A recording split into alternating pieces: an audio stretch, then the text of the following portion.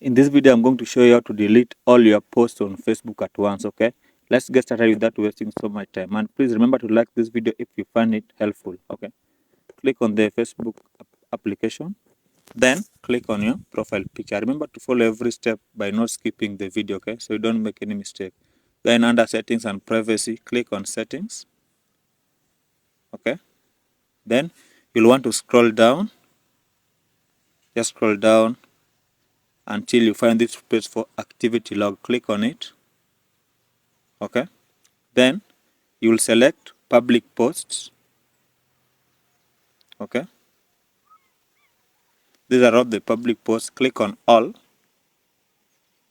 then move to recycle bin. Click recycle bin here, then click continue.